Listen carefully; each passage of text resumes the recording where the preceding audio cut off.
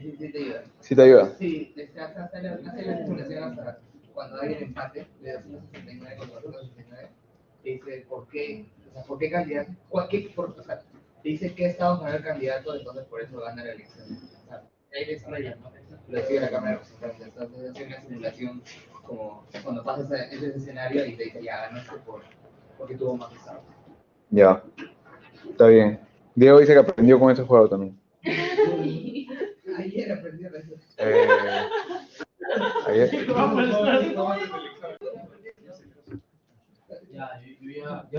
Está bien, entonces, bueno, este tema, bueno, antes vamos a ver ese video que yo les dije que no había pasado todavía. No le caso Lavajato, porque estos de acá yo me imagino que ya los vieron. Este tipo, hay varios como estos, pero quería ver simplemente, para retroceder a que esto es un problema no solo de Perú, sino de América Latina. El Comercio hace poco sacó este video de acá, que me parece bastante bueno.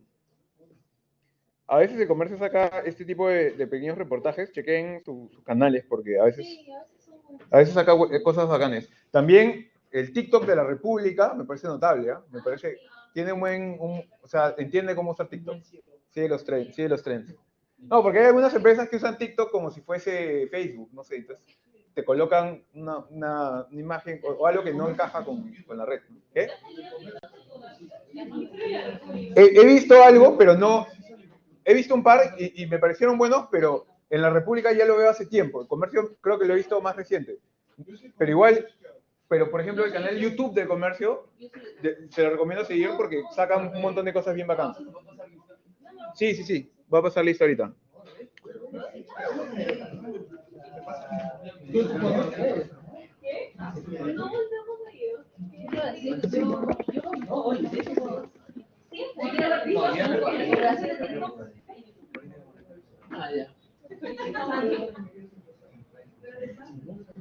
Ya.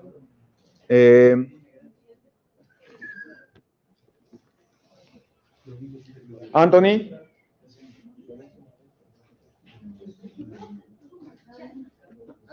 Francesca.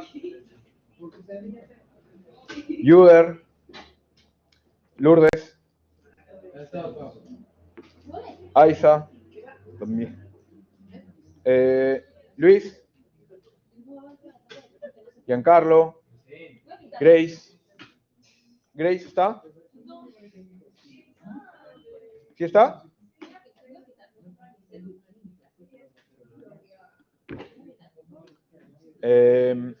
Pablo. Sara. ¿No ha venido Sara? Ya.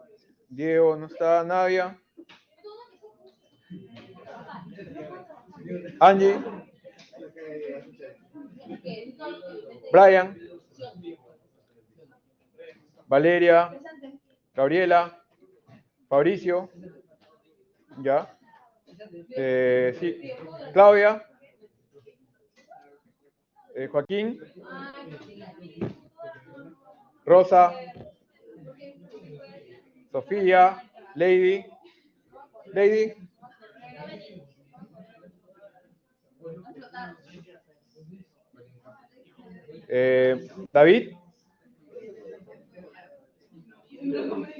Coraima. Pamela. Sí. Ya como. También te tomé en cuenta, pues.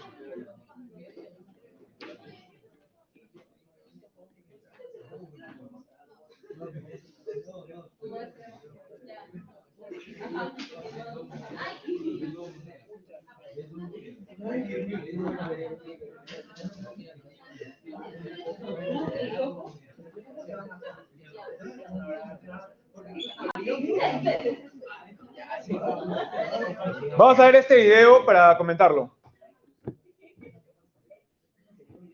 Gran parte de los países latinoamericanos se enfrentan a una crisis de seguridad que se ha visto agravada en los últimos meses. Hace un par de meses. De que el crimen organizado está ganando terreno debido a la inacción de los gobiernos. Además, de la falta de políticas públicas enfocadas en resolver un problema que amenaza la institucionalidad democrática. Jairo Libreros, especialista en política internacional y profesor de Seguridad y Defensa Nacional de la Universidad Externado de Colombia, evidencia que América Latina vive un retroceso en materia de seguridad. Yo tengo varias lecturas sobre la seguridad ciudadana en América Latina. De un lado, es evidente que tenemos un retroceso. Diferentes voces.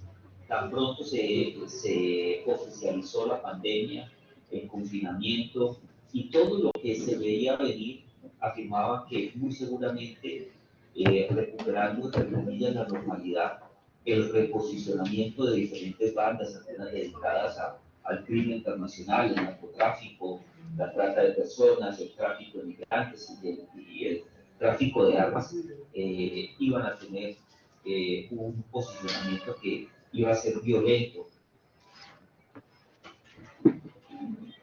Aunque países como Brasil, Panamá, Puerto Rico, El Salvador, Argentina y Venezuela registraron un descenso de homicidios durante 2022, la criminalidad sigue siendo un quebradero de cabezas para las autoridades. No es lo mismo el índice de criminalidad que la percepción. Y la percepción es lo importante para las elecciones. Y en Panamá se han registrado casos nunca antes vistos como el desmembramiento de víctimas o el ataque sicarial dentro de una escuela. En Chile, la percepción ciudadana es que la inseguridad se ha disparado a un nivel inmanejable, pero las autoridades aseguran que el número de delitos no ha aumentado con respecto a años anteriores. En Costa Rica la situación se ha vuelto preocupante porque el año pasado se registraron 656 homicidios, un 11% más que en 2021. Para hacer frente a la violencia y el crimen, en Ecuador se han decretado hasta 10 estados de excepción en menos de 2 años desde la llegada al poder del conservador Guillermo Lasso. En Honduras también rige desde diciembre pasado un estado de excepción, y aunque su aplicación comenzó en las 2 ciudades más importantes, ya se ha extendido a 123 de los 298 municipios. Las agencias de la ONU y las organizaciones de derechos humanos también consideran medida excesiva la militarización del territorio, como sucede en México. Según Libreros, estas son estrategias fallidas que en algunos países de América Latina, Europa o en Estados Unidos se han demostrado como perversas y tóxicas y no resuelven de fondo el problema de la inseguridad. Esto tiene consecuencias electorales claras. Este señor de acá, que salga en el algoritmo después de este video, no es casual, ¿no? Digamos, yo les mostré en el análisis de las noticias de la semana pasada, no sé si se acuerdan, que había salido una encuesta de Ipsos que mostraba el tema, o sea, cómo la criminalidad seguía estando como que entre las cosas que más nos preocupaban a los peruanos, y además también hizo una encuesta de Ipsos que mostraba, que preguntaba cuántos digamos, les habían robado en el último mes, y el 20% de los peruanos les habían robado en el último mes. Uno de cada 5 peruanos les habían robado en el último mes, ¿no? Si te preguntan... no, creo que esa pregunta creo que fue en los últimos 12 meses. El último año. Sí, el último año. En el último año y era 1 de cada 5 peruanos. Pero luego de 1 de cada 5 peruanos, ¿cuántos de esos denunciaron? Menos de la mitad. Y de los que denunciaron, ¿cuánto les sirvió denunciar? Menos todavía, ¿no? Entonces, no tenemos un sistema que funcione. Tenemos una democracia que uno de sus debilidades más grandes es que no puede responder a esto. En el Perú y en América Latina, eso es un problema usual. Esto atado a todo lo que ya hemos hablado en el curso, y conversemos esto como es ya de alguna manera una forma de cerrar el semestre, porque ya es el último tema, y acuérdense que el lunes ya solamente va a haber como que resumen. Entonces ya con todo lo que hemos visto en el curso, sí podemos ver bicameralidad o algún otro tema X el lunes, si es que, digamos, que ustedes elijan. Puede ser bicameralidad, o si prefieren algún otro. I could not find that in your Apple Music library. You can ask me to play a radio station, or ask for your music on a different app. Sí, es mi computadora. Siri, ¿por qué hablas cuando nadie te ha llamado? Ya, bueno, ok. En todo caso, ya, les decía, traten de prestar atención, dejen de mirar un rato sus computadores y sus celulares. Hay que conversar un rato porque está terminando el ciclo. Sí, perdón. Entonces, ¿sabes la práctica? Sí, mañana es mi última práctica y justamente ya nos estamos acabando, ya estamos sacando todos los temas. Entonces, bueno, para cerrar esto, yo les decía que no es casual, la idea de saber con este tema de criminalidad es ver cómo es hacer, de alguna manera, cerrar el círculo con el inicio de cómo cuando no hay realmente democracia, no tienes en verdad elecciones que puedas analizar. Y acá esto es un espacio en el que no hay democracia en algunas partes de los países de América Latina, es un problema común. Entonces van a ver que electoralmente esto se responde. La gente quiere que le solucionen su problema. No le interesa si es democracia o no, no sabe, esa vaina es muy compleja. Le quieren que le resuelvan su problema. Y lo que hoy están surgiendo en el mundo son alternativas. Y, a ver, ustedes pueden estar de acuerdo conmigo o no en esto, pero a mí me parece muy claro, pueden chequear, después les puedo pasar un video en el que un filósofo político que se llama Steven Davis explica un poco esto, pero ya no vivimos en el mundo en el que el polo importante de división política sea lo que antes se entendía por izquierda contra derecha. Lo que antes se entendía por izquierda contra derecha es el rezago de lo que pasó en la Guerra Fría. En la Guerra Fría, ¿qué estaba ocurriendo? Había dos sistemas en el mundo que estaban enfrentando, ustedes lo han estudiado en otros cursos, capitalismo contra otro modelo más estatista, socialista o hasta comunista. Y ahí sí, la idea del comunismo internacional era un peligro de verdad, porque había gente que decía, sí, hay que instalar el comunismo en otro lugar. Tal cosa como el comunismo internacional existía. Por eso que ustedes escuchen, oh, el comunista, es un rezago de eso, de ese momento. Ahí de verdad lo que ocurría era que una de las principales divisiones políticas a nivel global era gente que te proponía una agenda conservadora en lo social, pero libre en lo económico, versus otra gente que te proponía una gente libre en lo económico, no, perdón, libre en lo social, pero más estatista en lo económico. Entonces esa era la izquierda tradicional contra la derecha tradicional. Tanto así que en Estados Unidos, por ejemplo, surgió un movimiento que se llama el fusionismo, entre la gente que se considera liberal o libertaria para allá, o sea, la gente que, igual que yo, es liberal en lo social y también en lo económico, y allí los libertarios en Estados Unidos se aliaron con los conservadores. Y ustedes pueden googlear eso y estudiar como el fusionismo, y por eso ven que hay todavía mucho rezago de alianza entre libertarios y conservadores, y gente que cree que son lo mismo, no son lo mismo. Los libertarios están a favor de las libertades sociales, en principio. Entonces, bueno, eso es lo que pasaba antes. Hoy en día, y esto ocurre siempre, cada 50, 40, 70 años, no sé, pero lo que dice Steven Davis, que fue el que a mí me contó esta explicación del libro que estoy contando a ustedes, es que claro, cada cierto tiempo, y uno lo puede traquear históricamente muy fácil, cambian los temas que más se discuten, y el eje político del mundo cambia cada cierto tiempo, porque obviamente cambian las generaciones, ya no se está hablando exactamente de lo mismo. Y entonces, hoy en día han surgido otro tipo de discusiones y otro tipo de polarizaciones que son más relevantes que esa izquierda y derecha tradicional previa. Tanto así que en términos electorales alrededor del mundo ya no vemos a un candidato que represente a una versus la otra como las opciones principales. Las opciones que más están surgiendo ahora, ya en este tema, esta es una teoría que se llama el realineamiento de la política. Si lo quieren googlear para buscar la explicación de Steven Davis, lo pueden buscar como Realignment in Politics, y Steven Davis escribe Stephen con PF, Stephen Davies, y es un señor de lentes. Es más, una de sus, yo lo conocí cuando fui a un seminario en Estados Unidos, justamente hay una organización que se llama el IHS, que es el Institute for Human Studies.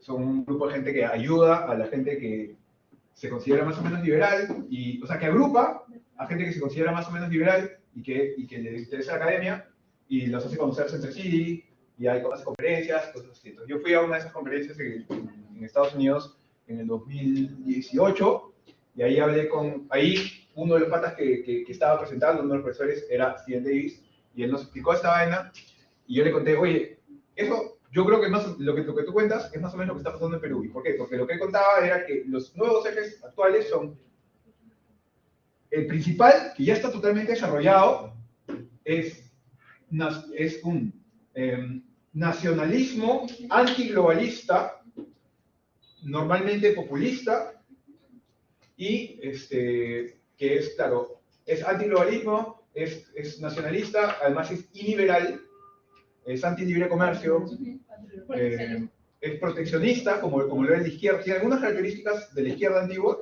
y algunas características de la derecha. ¿Ya? Y entonces, esas son sus características. Y hay gente que encaja con este esquema, él decía, que son de izquierda o de derecha tradicional, que podrían ser de izquierda o de derecha tradicional. Porque ¿quién encaja acá? López Obrador, encaja también López Aliaga, encaja ahí, encaja también allí Bolsonaro, encaja también allí Trump, encaja Marine Le Pen, un montón de gente que son líderes en todas partes del mundo, encajan en ese cuadrante que ahora más se podría describir como un nacionalismo antiglobalista, muchas veces populista, anti-libre comercio y liberal. Y muchas veces anti-libertades sociales, aunque eso no es su tema principal. Y por el otro lado, no ha quedado cuajado, decía Davis, qué es lo que va a salir como alternativa, porque hay como que dos fuerzas que están compitiendo para hacerle fuerza a ese populismo, que son, por un lado, un centro, más bien, un centro globalista, un antiguo centro globalista, liberal, como por ejemplo Macron, o algunas alternativas que son más bien una izquierda bastante radical, como Mélenchon en Francia, o también el que hay un italiano, en Italia había uno también de izquierda muy Grillo, creo, o Grillo, no me acuerdo. En fin, hay varios, o acá podría ser Pedro Castillo de repente, pero Pedro Castillo también encaja bien en la nacionalista. Entonces, no está claro, pero entonces no queda claro todavía cuál va a ser el eje que se va a enfrentar a ese nacionalismo populista, si va a ser los liberales globalistas o si va a ser una izquierda más radical, o no queda claro, pero lo que sí queda claro es que ya se ha cambiado el eje y ya no hay realmente esta situación. Entonces, ante estas demandas de solucióname el problema de criminalidad que está aumentando, en un momento en que la democracia, si bien se venía consolidando hasta 2015-2016, ahorita está cayendo. Entonces, surge la posibilidad de que en varios países vayan a aparecer líderes igualitos que Bukele, ¿no? Alguien que encaja exactamente en el cuadrante populista y encaja, y además te dice, no, vamos a solucionar las cosas, y es igualito a todos los autoritarios de toda la vida, que han dicho, yo soy el que lo puede arreglar. Yo personalismo, en vez de institucionalidad. No te guíes por reglas y poder separado, sino yo con mano dura, yo soy el que va a resolver la vaina. Esa es la mirada. Pero, tipo un totalitarismo. No, es que totalitarismo es otra cosa, porque totalitarismo implica... escuché que dijo, escuché mal de repente.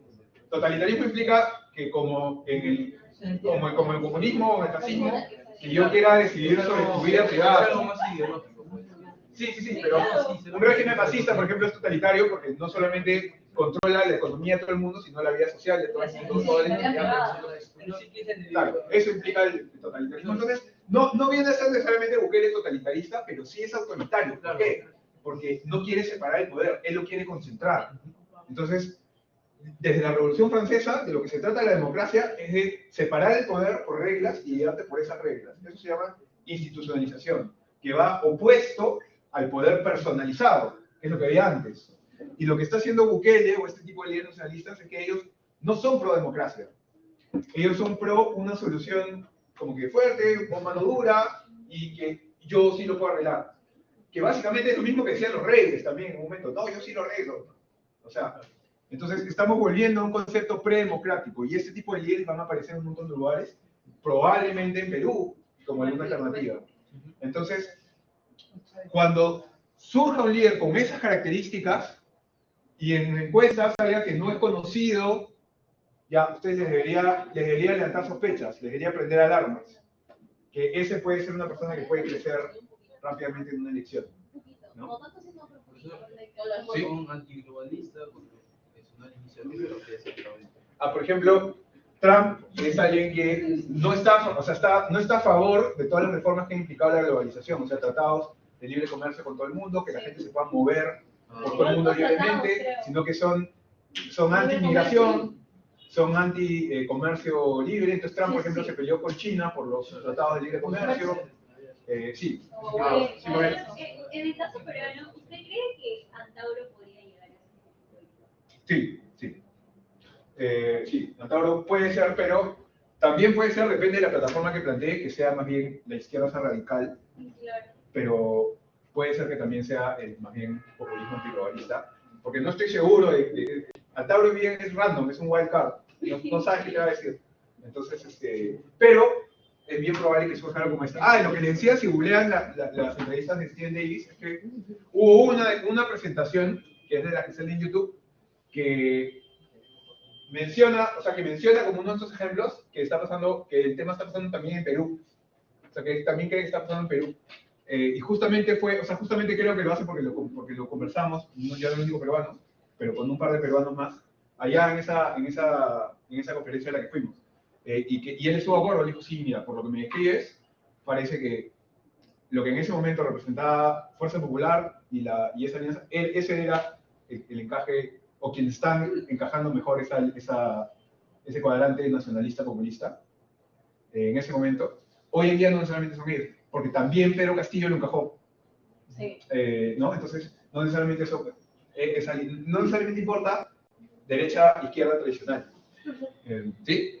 Pero lo que sucede también es que las democracias cuando se institucionalizan, digamos, para que éstas planteen respuestas hacia problemas muy graves como la inseguridad en El Salvador, es súper lento.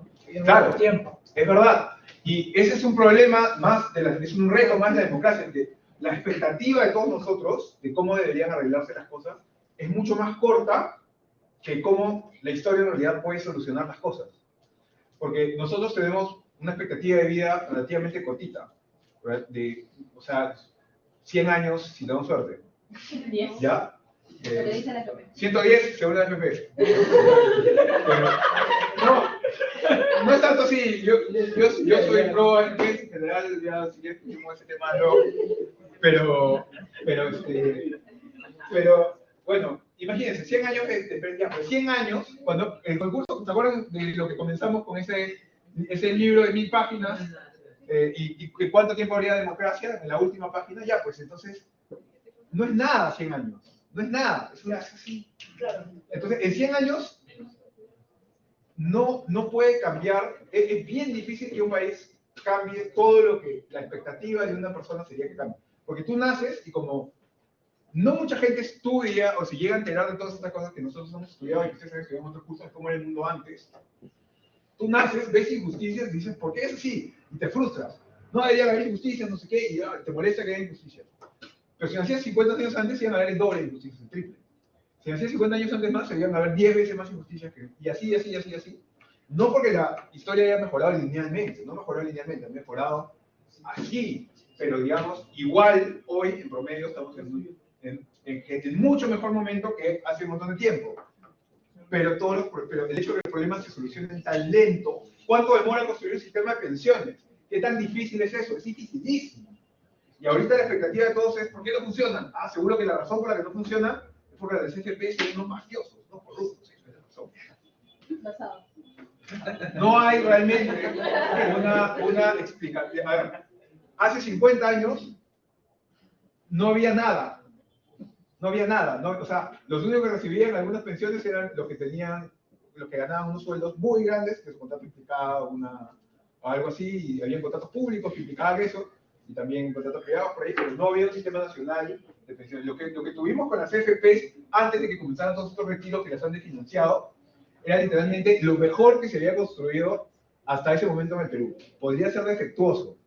Es verdad que las pensiones eran muy bajas, pero igual era lo mejor que teníamos y era mejor que lo que había antes.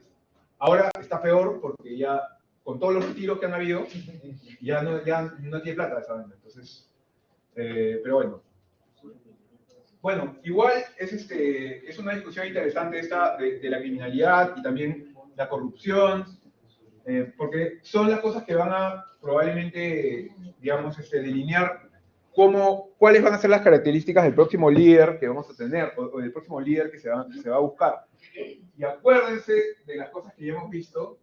Entonces, ustedes, al final de este curso, lo que deberían estar capaces, o sea, lo que deberían estar capacitados a hacer es de ya, si ocurre en adelante elecciones, o si llegamos a 2026, ya deberían poder saber, ya, ok, si me quiero dedicar tiempo a analizar esas elecciones, ¿cuáles son mis premisas? Entonces, a ver, ¿hay favoritos o no? ¿Cuáles serían esos favoritos? ¿Cuáles podrían llenar espacios que encajan con aquellas cosas que la población está pidiendo ahorita?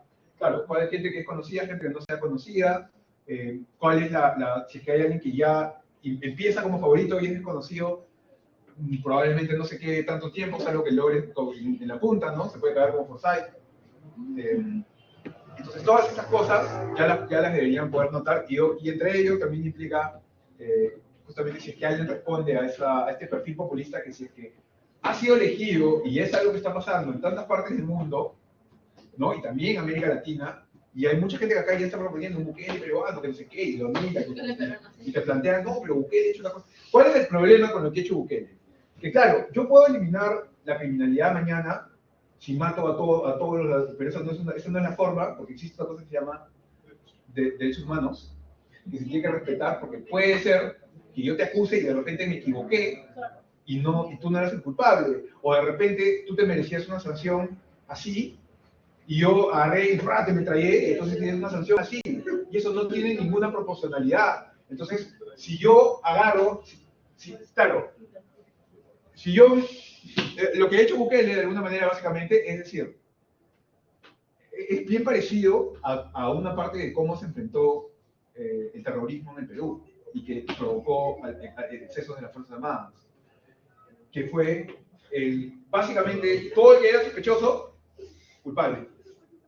Y lo metían a los calabozos, y incluso hay casos de tortura, hay casos de digamos, gente que sigue ahí metida presa, porque para ellos, que algunos justos paguen por pecadores no importa, porque ya igual la seguridad la han logrado. Eso es profundamente antidemocrático, porque implica que la mayoría puede pisotear los derechos humanos de la minoría si quiere, solamente por su propia seguridad o por su propio beneficio. Y una democracia no debería poder pisotear los derechos humanos de ninguna persona así nomás. Es verdad que se tiene que solucionar, y hay un montón de cosas. Si nos preocupáramos, si la criminalidad nos preocupara y nos pusiéramos a googlear cuál es la evidencia de qué cosas funcionan contra la criminalidad, estaríamos discutiendo temas como la planificación familiar, que está recontra demostrado, y chequenme, que cuando hay mejor planificación familiar, 20 años después, hay menos criminalidad.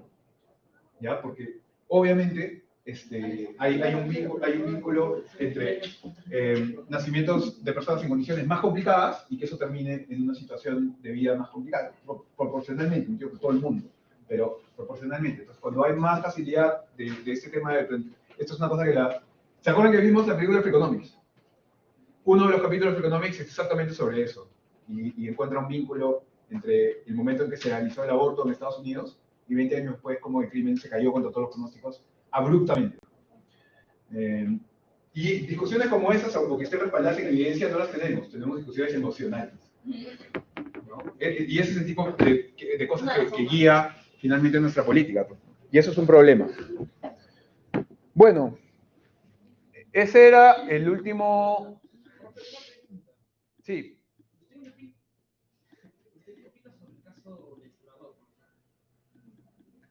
Sobre... A ver, concretiza un poco más tu...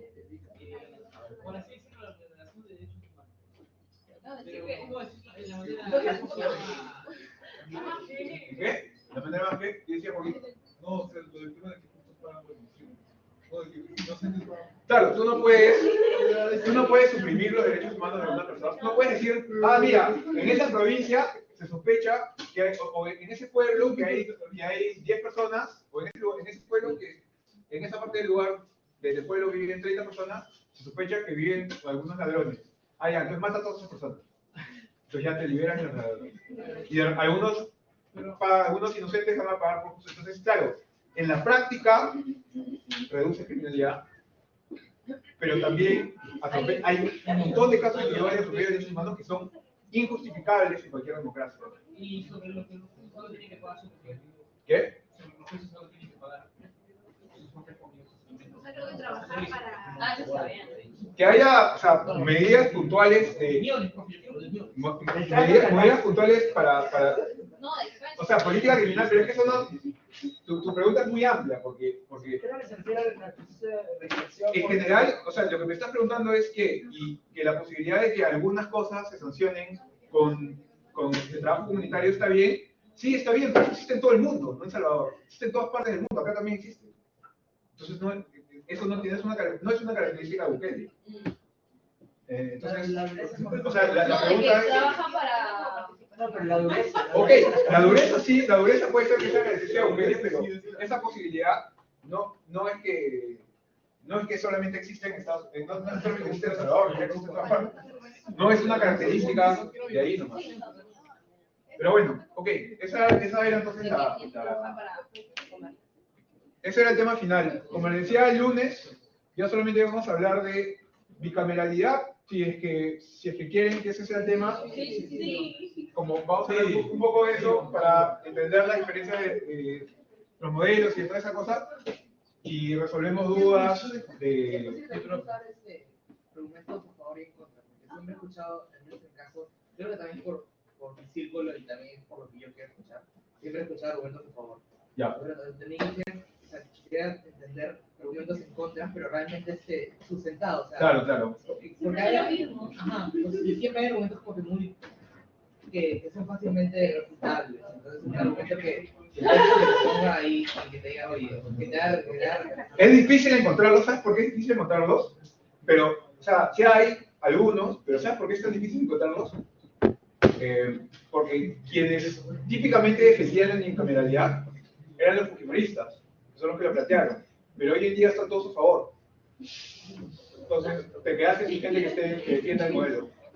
Entonces, básicamente hoy en día te encuentras con lo mismo que pasa con la percepción de criminalidad. Quien se entera del tema se convence más de que la bicameralidad es lo que tiene. La mayoría de gente que está a favor, que está en contra de la bicameralidad, es también gente que está menos informada. Entonces, no es que no haya nadie, pero por ejemplo... De la academia. Sí, a ver, ¿alguien se acuerda de alguna persona que haya visto entrevistado últimamente que haya dicho yo estoy en contra de la bicameralidad? También puede ser por lo menos. Es verdad, también puede ser por medio, pero en algún medio independiente, en alguien... Yo lo he visto, o sea, sí, más a favor, por así decirlo, entre la población en las personas mayores, pues como que te dicen, no, el típico argumento de una cámara es corrupta, pero yo quiero otra que haga lo mismo. O sea, ese es el único argumento realmente que yo Sí, pero algo que tenemos que aprender a hacer nosotros es a ir un paso más allá de lo evidente, ¿no? Porque, claro, si nosotros no pensamos un tema y miramos lo que nos diga nuestra intuición siempre nos va a llevar a un paso, a la conclusión inmediata. Pero en la universidad a lo que aprendemos es a ir un poco más allá de la conclusión inmediata, de cuestionar eso y decir, ya, ok, esta puede ser la conclusión inmediata, pero ¿cuál puede ser el siguiente paso, la siguiente derivada? Que más o menos parece en ajedrez, pensar las siguientes jugadas y las siguientes cosas, ¿no? Entonces, si tú piensas en que, claro, ¿para qué quiero el doble de congresistas? Eso es una cosa, es una intuición muy clara, es una intuición muy lógica además. Que si yo, ya, pero si tú tienes un congreso que funciona mal, ese congreso aprueba leyes que le van a costar al país bastante más que el presupuesto del congreso, que son 0,5% del presupuesto del país. Entonces, el gasto en el congreso es bien como, no es nada a comparación del costo de lo que te cuestan las malas leyes que aprueba ese congreso, terrible, porque es muchísimo mayor.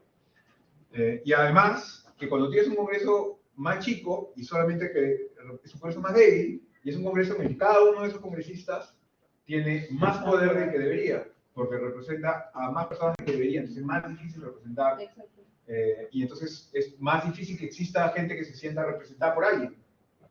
Entonces hay un montón de cosas que, si uno analiza un poco más a fondo el tema, vas encontrando. voy a tratar de presentar el mejor argumento posible a favor de la unicameralidad o de los riesgos, pero sí está esta característica, que no es que ahorita la academia esté en duda, y a veces, ese es un sesgo que tienen los periodistas. Periodistas a veces creen, como se burla Boya Korsman, por ejemplo, los periodistas a veces creen que cuando se está discutiendo un tema hay que poner a las dos partes. Pero a veces no hay dos partes. A veces la respuesta es bien clara. Y en bicameralidad, el 90% de la academia está pro bicameralidad. Entonces es bien difícil. Hay gente de derecha y de izquierda. Otro argumento que se me viene a la mente es, ya está bien sobre mejores leyes, pero ¿qué te asegura de que la bicameralidad sí o sí te va a dar buenas leyes? No necesariamente es que te va a dar buenas leyes, O por, pero menos, por ejemplo... por lo menos que realicen lo que... ¿Qué pasa hoy día? Hoy día pasa que si compras el libro de Martín Hidalgo en algún momento, o sacas la fotocopia, porque tiene más data, mejor data que la parte de transparencia de Congreso. Y ahí muestra cómo ha habido una cantidad absurda de proyectos de ley. Es más, se lo voy a mostrar.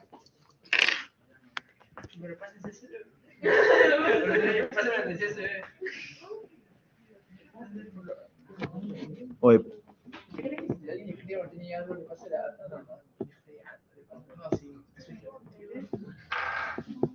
Si eres uno. No, quería hacer una no. O sea, al final, las notas, o sea, los controles, yo tenía la duda para aquellas personas que habían jugado, porque no siempre la misma nota en los 4 controles o en los 3. Ya. Porque creo que usted ya ha colocado al menos los dos de los controles, de los 2 primeros. Sí. Entonces, ¿qué pasa si, por ejemplo, un caso hipotético, ¿no? Yo me saco, mi nota más baja es la del primer control, pero en el resto es como que, no sé, me saco 15 y en el resto 20. ¿no? ¿Cómo va a pasar eso? Voy a ponerle una nota inventada que les llegue al mismo promedio, los lleve al mismo promedio que tendrían, ¿sí? ¿Me entiendes? O sea, voy a aumentar puntos en una nota para lograr el mismo resultado. Bueno, solamente para mostrarles, este es un PPT que hice para... No lo compartan, este es un PPT que hice para transparencia en algún momento sobre bicameralidad. Como les digo, parte de mi trabajo es hacer como que informes independientes por mi cuenta, etcétera, estas cosas. Y ese tipo de cosas para que te pueden contratar. Bueno,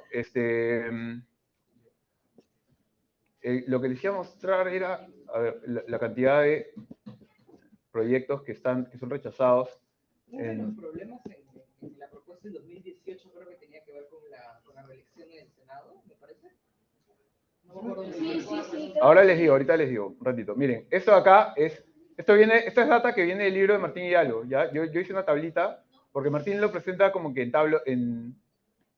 o sea, Martín lo presenta... Ya, acá. Martín lo presenta de forma diferente, pero de la cantidad de leyes publicadas, ¿cuántas fueron aprobadas? Miren, en el Congreso 2001-2006, solo fueron aprobadas, digamos, dispensándose de segunda votación, que es un trámite que, desde que ya no hay bicameralidad, para suplantar la revisión de las dos cámaras, lo que dijeron es que toda ley se tiene que votar 2 veces. Pero lo que hace el Congreso es siempre, nunca observa esa regla. Entonces, la primera vez exoneró de la segunda votación el 12% de las leyes que aprobó, pero desde entonces cada vez ha perdido más la vergüenza y cada vez exonera más leyes de segunda votación. Entonces las aprueba una sola vez. Es más, gran cantidad de las leyes también las aprueba dispensándolas de comisión. Entonces ni siquiera pasan por comisión, que es la revisión mínima que tendría que pasar una ley. Además, varias de estas leyes cuando llegan al pleno las discuten en la madrugada. No han leído, no sé qué. Entonces, eso en promedio, ¿qué creen que logra con la calidad de las leyes que se aprueban? Y que no se deliberan. Es obviamente muy mala y peor. No es que la bicameralidad te va a hacer, ahora las leyes van a ser buenas, pero te obliga, ya no puedes exonerar la segunda votación, porque tienes que mandarle al oficio del Senado. Y el Senado, si tiene una representación diferente, digamos que no es poblacional, sino es por territorial, o territorial más distrito único, algo así, entonces tendrías que llegar a otro tipo de acuerdos para poder, digamos, entre otras cosas, se necesita un consenso mayor de la clase política para aprobar estas cosas, para aprobar las leyes. Entonces tienes menos leyes que si le metes otros ajustes más, tienden a ser de mejor calidad. Entonces por eso te puede mejorar también este tema. Pero bueno, ya vamos a hablar más de eso la próxima vez. Quedémonos hasta acá hoy día. Y nada, si tienen cualquier pregunta me avisan ahorita. Si no, el lunes vamos a hacer resumen del curso y el miércoles mi caminaría. ¿Ya? Ya, nos quedamos acá.